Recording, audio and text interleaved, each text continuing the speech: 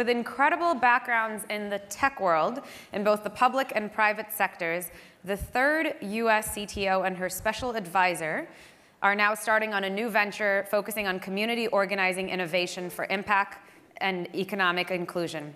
The collaborative projects of shift7 are helping to bring together diverse and non-traditional tech talent to the companies that need them the most and highlight social innovation happening around the world. Please join me in welcoming Puneet, Ahira, and Megan Smith.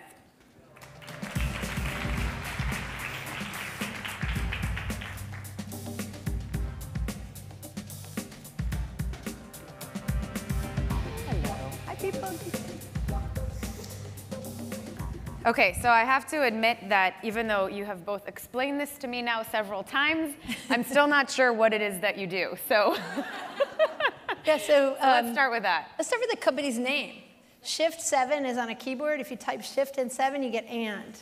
How about we include 7 billion people, 7 continents, 7 oceans, right? So everybody in. And so we're really trying to, it's interesting because when you come from the tech sector, it's amazing, and you use certain kinds of tools. Mm-hmm. And then when you go into the government, it's also amazing. There's incredible people in the government, in the think tank, nonprofit, these worlds, and they use other tools. And how can we actually play the whole orchestra on these hard problems so that you would do a hackathon as well as a grant or a paper or research, all these tools that are available to us. And so the company's really focused on a collection of capabilities that really accelerate work, and really teaming up with other people like our Tech Jobs Tour that Leanne Pittsford started, and we're out in 50 cities. We've been to 22 cities in the country already. I just came from Cheyenne, Wyoming, last week. And so you're getting people together and really working on economic inclusion. We can talk specifics there. So yeah, give us a few other examples. And I guess just stepping back for a minute, I mean, what's the model? Are you working with organizations, with government? Are companies coming and like commissioning you for different projects? What's the business model? I think it's all of the above.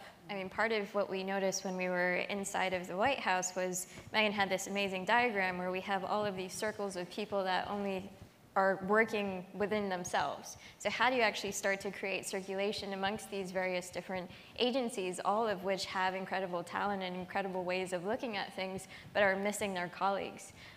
There was this amazing framing where we used to talk about, is there a TQ at the table? So we have IQ, we have EQ. Do we have our technical colleagues? Do we have our technical quotient at the table to be able to solve some of our biggest challenges that we're confronting today? Technology is not an isolated sector. It's a means by which we can achieve an end. So how do we bring that capability into the room when we're talking about things like criminal justice or rural child poverty? Okay, so give us a few other examples of the kind of projects you're taking on. I see Elise Nelson, who's from Vital Voices. I'm on her board. They are an incredible organization of 10,000, originally started as a conference of women, not unlike NextGen, coming together, of leaders from around the world, solving things in trafficking and girls' education, all these topics that are some of the most urgent topics in the world. And so they came together, became an organization, and these guys scaffolded them. And they were founded in the 90s, and they've moved forward. But really, this group of 10,000 entrepreneurs from all over the world, of which 100 of them are the most elite, like Mark Zuckerberg of topics, we want to get inside there and help them modernize that and sort of have the right kind of data science, the right kind of collaborative tools across that. And so whether it's an organization like working with Elise, which we're doing, or whether it's some of the bigger organizations, strengthening and upgrading, I always think like the Pony Express works, but it delivers the mail in 3 days. President Lincoln got that, and he upgraded to the telegraph, right? So how do we help our teammates? And one of the challenges we saw is that in this world, there's less of us from the tech sector. You wouldn't do something in medicine without the Surgeon General around, or a lawyer, or an economist. So just remembering to add who in addition to what. I want to use these new capabilities. I need the people who are really good at playing those instruments in my team. And so we were able to do that in government, and now we're doing that outside. Like the Tech Jobs Tour, it's really an event model, right? So event sponsorship. It's like a career fair meets a revival. So in this room, we would be, in Cheyenne, we were actually in the train station. You've got tables all around of different companies. There's 600,000 jobs open in the United States right now, and they pay 50% more than the average American salary. And they're all over the country in every sector. But people don't go for those jobs because they think, well, that's not for me, or I don't belong in that, or that's boring. These are really fun jobs. And so how do you make more of an inviting Barnum and Bailey's way of getting people in and have a hot stage. We're hearing from not us, maybe a little bit of us, but really people in Cheyenne who are opening agencies and doing code. There's a fabulous code boot camp right across from the train station there. That's great. You know, and share spaces and maker spaces, it's all there, but it hides in plain sight. I remember the president was going to Boise, Idaho. And we wondered how many tech meetups, you know, meetup.com, like you could go hiking or whatever. How many tech meetups in Boise, Idaho? Turns out there were 15. One of them had almost 800 people in it. Girl Development met twice a week to co-code. No one in Boise knew that. And so part of the Tech Jobs Tour is showing up and getting people, talented Americans, to meet each other and really lift their own community with connections across. Like we were in Appalachia with coal miners who are training for Code Boot Camp. You know, 800 people applied for 12 jobs. And these fabulous entrepreneurs, coal mining entrepreneurs who have made different kinds of companies, are now making tech companies, you know, in the middle of Appalachia. Great stuff. So we can reshore jobs, like offshore reshore jobs to the country. So there was a report just recently that came out, or an article that stated that in certain regions where coal mining was really, you know, the main industry, there are actually people who are turning down retraining programs because of some of the promises of President Trump to bring back coal. Are you finding that there's a resistance at all in a region like that, or not at all?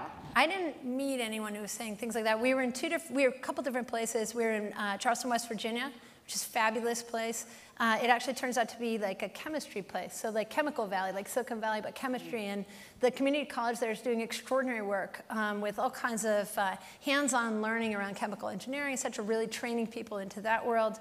And there's a huge opportunity. China right now has the equivalent of their EPA shutting down all kinds of plants. They're going to move to new, cleaner manufacturing. We need to do that too. We don't want all the IP to go to that market failure opportunity that they're seeing.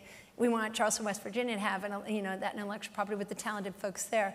When we were in Pikeville, which is a tiny town, they said, you know, we're 1 degree. We've got Main Street, the Boulevard, and like 3 roads, right, and up and down. We were driving along, and we passed the Coca-Cola bottling company, which was cool. And then we stopped, and we're like, of course, the tech company's in the cool, you know, place in town. We backed up, and in that cool brick place that was earlier, you know, so lively with Coca-Cola bottling, now there's a company called BitSource, Drillbit Source Code. And it's a couple entrepreneurial folks who had founded companies in the coal industry who decided to found a tech company. And they decided the first job would be to learn to code, and then they would start reshoring. They're doing all kinds of projects up there. In Paintsville, which was a different model, was in a community college. And so a company in Louisville actually just hired 50 people in Paintsville. And the first job was 3 months of code boot camp. And so they're doing that. You know, that community college is fabulous. They also have a whole program for broadband install, because we have so much broadband installation work to do, and data center operators and that, training folks for that. So that the Americans all over this country, whether we were in Birmingham, we've been all over the country, 22 cities, Milwaukee, they're getting it done. And so what I want to do is I'd love any of our media colleagues to help us better tell these stories. It's something we were talking about, the storytelling challenge, and that is an accelerator. And also so you're working on that as well? Yeah, to be able to document part of these conversations that we're having, because I think there is an incredible amount of optimism, and there's also an incredible amount of these communities trying to look to the future of what the next 10, 15 years actually could be if they got together and were able to create the right infrastructure that's needed to set up that next economy. And so I think that's really exciting when you have such amazing appetite for people on the ground who understand the community best to be exploring, what if we prototype with this kind of robotics setup, what could that mean in terms of attracting companies, attracting jobs to this location where we could use the best of the legacy of whatever was already there. You guys are both so optimistic. I mean, I thought people are concerned, myself included, about automation and robotics, you know, taking jobs away, not bringing jobs to them. Yeah, we should be concerned. I have my CS for All featured on. We were in Cheyenne, Wyoming. You brought props. Yeah, this is, do you guys know what this is? This is Raspberry Pi. It's a board from your phone. This is Arduino. In England, second graders get these so they can play around with them and learn how to light lights and code, right? So if you can learn how to do some instructions for cooking, you can do some instructions for coding. So what was really fabulous in Cheyenne is that we went to visit some elementary schools, 6th and 5th graders. Fabulous conversation about the challenges in the world. talked about things like, some kids were talking about clean water. You know, I was asking, what are you guys worried about? What do you think? And we talked about how we could crowdsource the data for something like Flint and test all our water together, you know, with Internet of Things and the Internet, and we could post that, and we could quickly solve challenges together. And I had pulled these out, and I showed them, and the teacher on the way out, she's like, oh, we're doing that next month. So in Cheyenne, Wyoming, in a Title I school, elementary school, they're doing this, which is, to me, the best thing we can do around AI and data science is broaden the participation. Because right now, a small number of primarily white and a few Asian men and a couple other people in 7 countries maybe are coding all of AI. Roughly 10,000 globally. So Yeah. if you think Roughly about what? 10,000. So if we think about 10,000 people, that's the numerator of 7 billion plus. That's like 0.0001% of our total population that's about to take us Define into the this. AI future. Yes. And we're training on data sets that are very biased. That's a problem. You know, so what might we do if we could broaden participation and make it so everybody felt like it was exciting? You know, one of the greatest American data scientists in the history of this country is Ida B. Wells. You know, co-founder of the NAACP, more than 100 years ago. She used data and journalism to stop us from lynching people. So how do we get all of us to take this stuff so that it's not just self-driving cars and ads and transformers and robotics in that way, but how about we broaden what all data science and tech is for? How about we techify everything, play the whole orchestra, and really solve challenges around trafficking and violence? And one of the 13-year-old hackathon in Black Girls Code, she made an app that listened for domestic violence and could call the police if you encountered it. That's what Alexa should know how to do.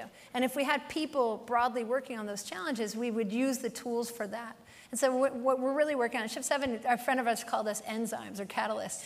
You know, we're not really doing the work. We're doing it together with everyone, whether it's a friend who's organized this tech jobs tour, or whether it's with organizations sprinting inside, or, you know, catalyst, almost a constellation of different kinds of capabilities that we're familiar with, that we can bring those capabilities, open data, that kind of work. So I want to go to you guys for questions in just a minute.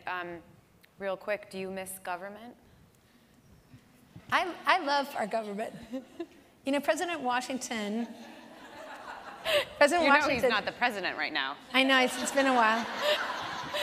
But you know, President Washington in the first State of the Union said there's nothing which better deserves your patronage than science and literature. Knowledge in its public form, in its surest form, is the greatest source of public happiness. Knowledge.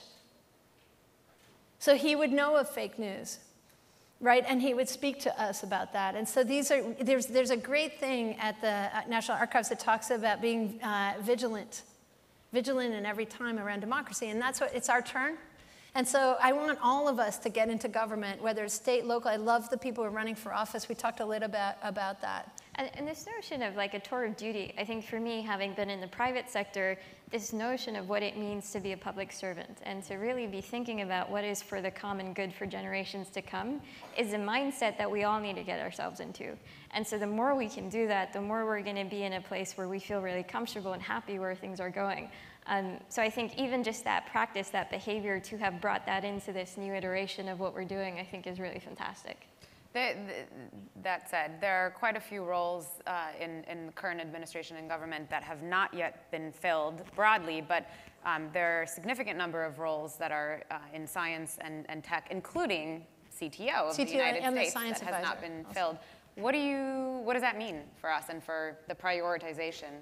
Yeah, I think a couple things. Many of the things we started, like the Presidential Innovation Fellows, U.S. Digital Service, we opened 200,000 data sets that are open, and people are now, you know how you can do apps on top of U.S. Geological Survey to get your maps, Google Maps, Bing Maps, Esri to get here. Now there's data sets across all the agencies, and we're seeing apps starting to flourish for solving challenges for 100% of Americans. So that's still happening.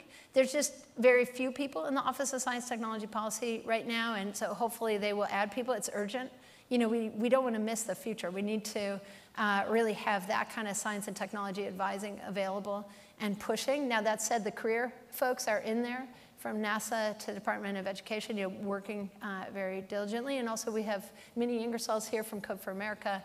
And so just like, you know, in the climate summit that's going on, you know, there's lots of people from other parts of our country, in addition to the federal team that's over there pushing for a green, clean future. Okay. Questions from you guys? Raise your hand and we'll bring a microphone over. over here.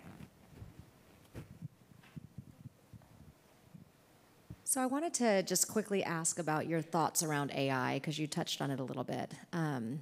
We're in a huge amount of hype around AI, and we've been here, I think, maybe 4 or 5 times before with AI. Do you guys see it as hype, or do you think this is really a transformational technology change that's going to change our world? There's someone who's saying to me they felt like we're back to 1871, or that time of the industrial age.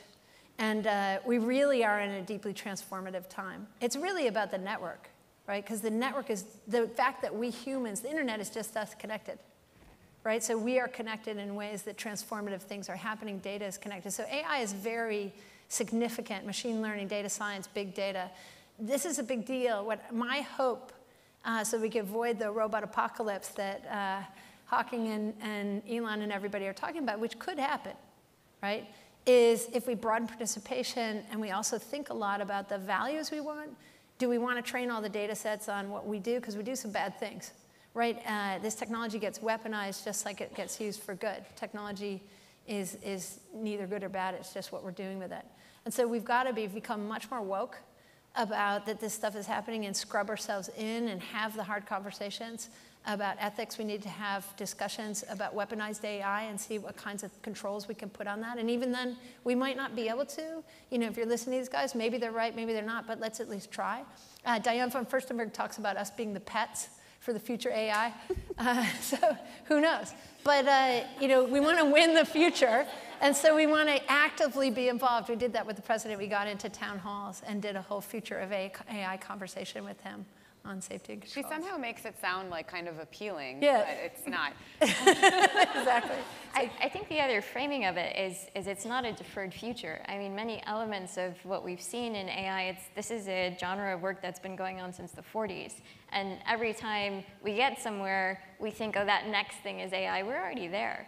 And I think, you know, part of the work that I was doing at the White House was really looking at how terrorist groups are using digital platforms to be able to radicalize, mobilize, operationalize, just using basic machine learning, basic data science that we have available to us today. So I think this notion of what does it look like when we have bad actors who start to get their hands on this technology, it really is something that I think, you know, to the point of vigilance, the more we can be proactive in getting more minds, more brains into this conversation to understand what the implications are, I think it can only help us. Very quickly, what's like a dream project for you guys? One of my favorite ones that we just started talking with this team is the XQ Super Schools. So Lorraine Jobs, incredible leader of Emerson Collective, has really looked out and saw extraordinary teachers and leaders in education who are already fixing our schools. Like amazing stuff, almost like in a startup, the seed round, you could see it out there. So how do you IPO an idea? You go help them and then have other people see them. So there's 18 XQ Super Schools. Watch the TV show about them. One of the greatest ones is in Houston. It's 1,000 kids in a Title I public school. 50% graduation rate. So one of these death schools where people just leave, so boring.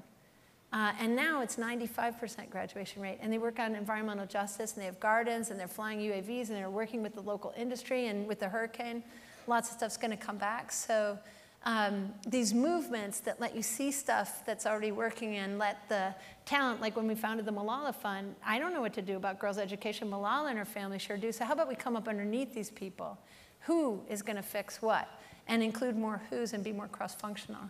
We are out of time, I'm sorry, Yes. but we would love to have you guys back next year and hear about all the other ideas that you're working on, and thank you for dreaming big. Sure, and the thing that Milk is here, and you guys are gonna, today is 100 years since the Night of Terror, and you guys will hear probably more about that, but yes, we'll hear more about that later. Yeah, the White House protest. Okay, thanks guys. Thank you guys, I'll see you out there.